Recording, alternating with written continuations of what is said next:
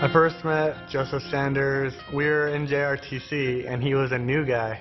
It was kind of weird for me because we had so many similarities. Our sense of humor was the same. The way we talked to people. We played guitar a lot. He taught me a lot of songs on guitar. I had noticed Joseph wasn't talking to very many people. He wasn't playing his guitar as much. I asked my friend Chappell. I was like, "Hey man, what's going on with Sanders?" Chappell told me, he's like, "Yeah, his wife asked him for a divorce." Right then and there, that changed my world. I went from happy Joe, 180-degree turn, to devastated Joe. I didn't see it coming. He didn't see it coming, obviously. To get through a lot of things that I did in Iraq, I got through because of her. He told me, he's like, "Man, when I'm on guard, it's the worst. It's the absolute worst." Because we were doing 6 on, 6 off. So he had 6 hours in a guard tower just thinking about... Just think about how I lost my wife, and, you know, my whole universe just came crashing down on me, because that's what she was to me. That's when it sent a red flag in my head that something could go wrong here. I realized that the marriage was over. And this day, for some reason, I just took it extra hard. I didn't care about anything in the world at this time. I didn't care about friends. I didn't care about my family. The only thing I thought was my world was over.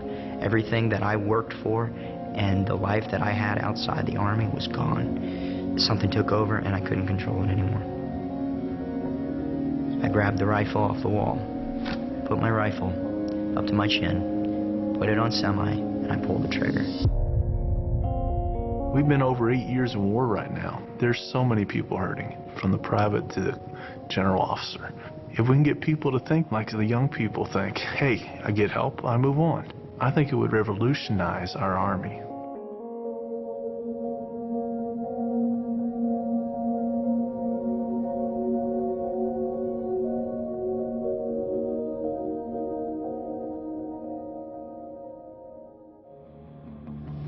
When nothing happened, I immediately went into soldier mode, and I broke down my rifle really fast to find out why it did not fire.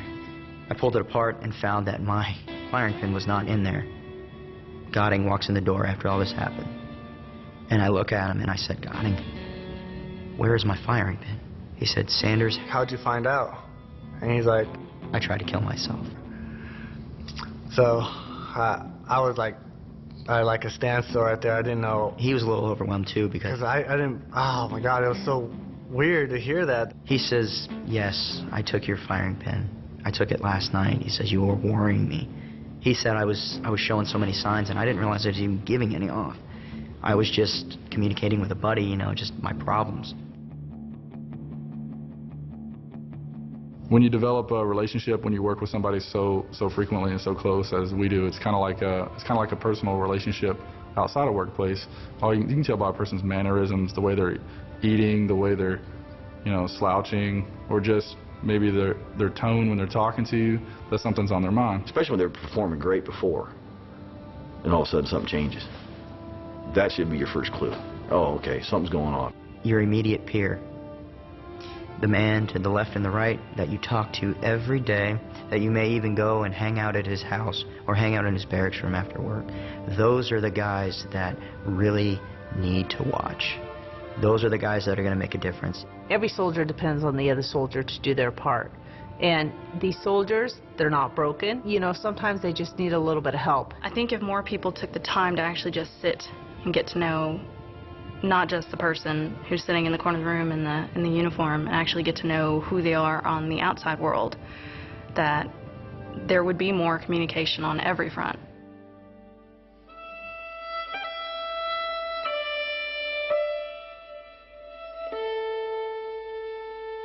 I think after the second deployment is when we both kind of shut down. I started feeling a little off of my game. I've always kind of held a high standard for myself, and I couldn't keep that standard. I was just not who I was. I couldn't recognize myself anymore. I knew that he had something wrong, and he didn't want to talk about it. My anger would get so bad that I would have a physical change and my eyes would turn black. I was terrified if I left for too long that I would come home to a mess. There's no other way to say that's you know. I laid on the floor of my bedroom while my wife pleaded with me not to take my life. If you do this, who benefits? What's it going to do to the children? Why would you leave us this way? And he said, well, I'll be gone and everything will be okay. And I said, no, it won't. I'll have to live with that for the rest of my life, and I'll have to explain to your children why, and I don't even know why. I couldn't move. I couldn't think. Everything was just like a big cloud over the top of me. He needed more than love, and he needed care that I obviously couldn't give, and I felt like a failure. I called my boss, and he told me to sit tight, that he was going to get me help, which is not what I expected. I expected, you know, get in here, get on the carpet, and let's talk. But it wasn't that at all. He got a referral and went out to Walter Reed for the evaluation. And I think that gave him hope. It gave me hope. When major life changes happen, yeah, we're all about being tough. On the other hand, we bleed. And it's okay for a soldier to bleed emotionally. Sometimes people don't realize, where can I go? Their issues are so personal, they don't want anybody to know. The person that has the greatest confidentiality, that's a place to start, is the chaplain. You go talk to your chaplain. He's not about telling you, what where your face should be. It's about just being somebody to talk to. That was huge for me. My mentality is I'm a teacher, not a preacher. And I come across as a regular soldier. If you want to engage me religiously, I'm going to engage you religiously. But I think most problems can be solved without engaging what I call an immediate prayer or immediate religious thought. We just have to accept that we are human. Everyone has problems. It's not abnormal. You're not crazy if you have these thoughts or these feelings. But you have to reach out to somebody. And the great thing about being in the military is that someone will hear you.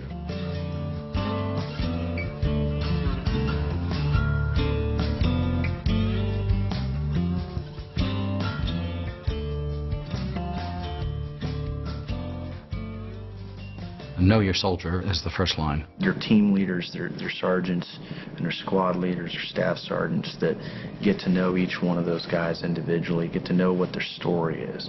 In the National Guard world, commanders don't really get that much face time with their soldiers because you only get 1 week in a month to get everything straight for that month, for the next month. 1 week in a month, 2 weekends a summer is a good motto, but it's not the Army Reserve anymore.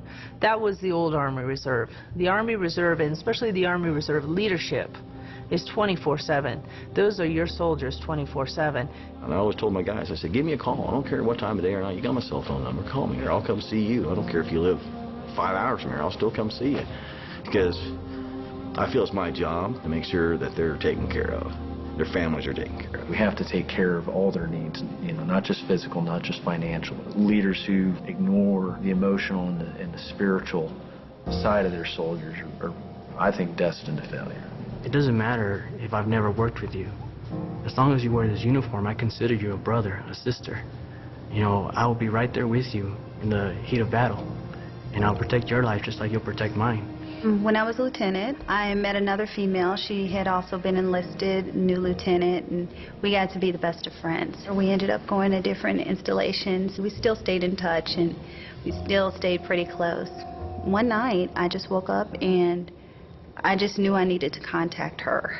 When I called her, she was ready to commit suicide. And she was crying. I really didn't know what to do or what to say.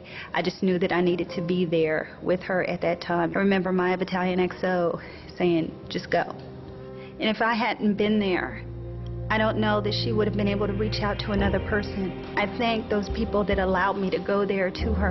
And if it had not been for them, then she may not be with us today. It's had a powerful impact on me as a person, as a commander, because I realized that in the Army, we're not just co-workers, we're family. And I never want anyone to feel like the world is falling in on them. I always want them to know that there's somebody out there who's willing to help.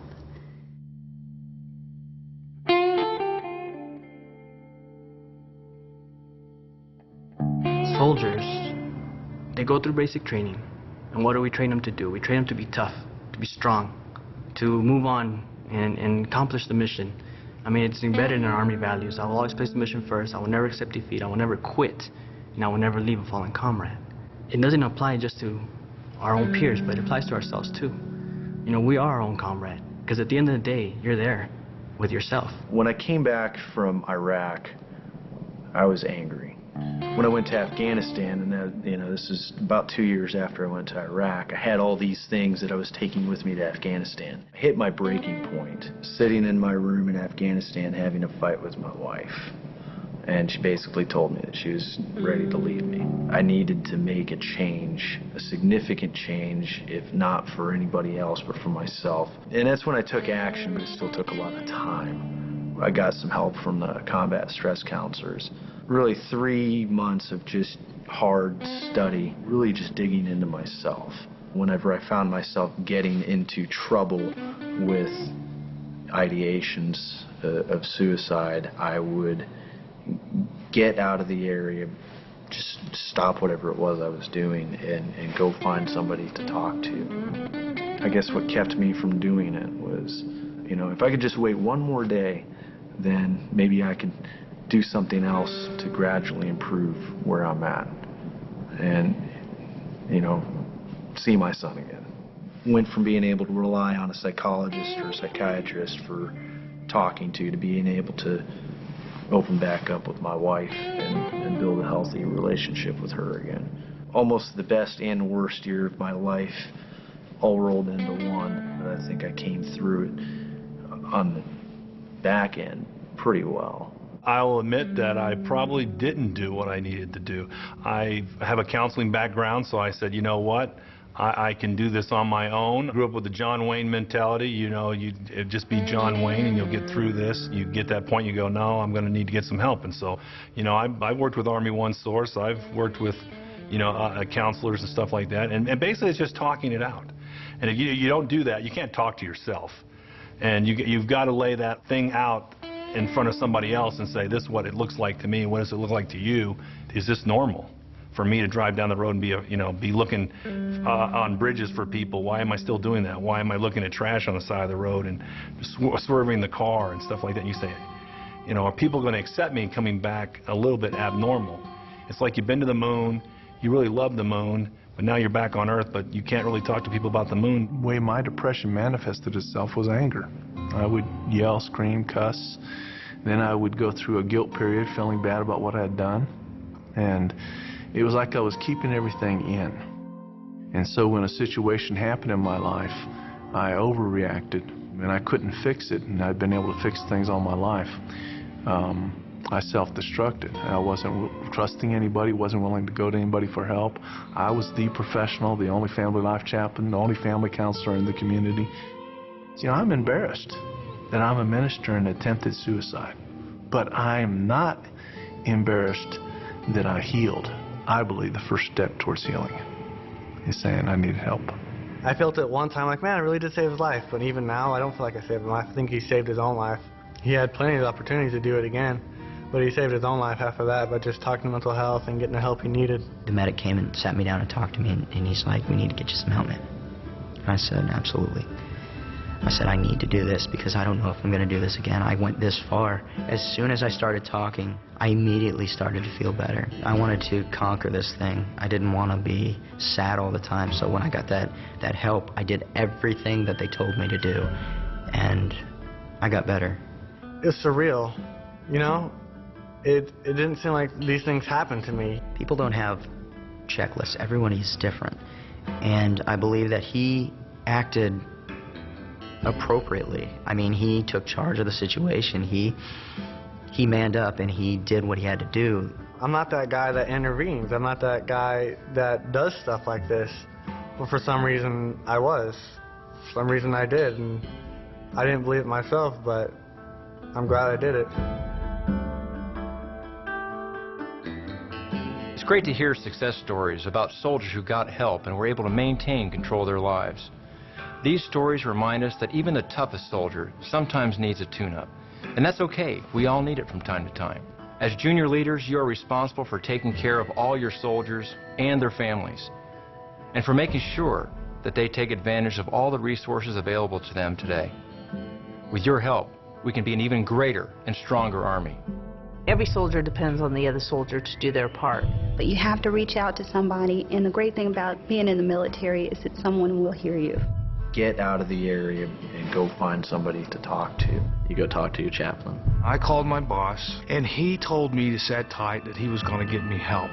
And I'll protect your life just like you'll protect mine. But I am not embarrassed that I healed. As soon as I started talking, I immediately started to feel better. I'm glad I did it.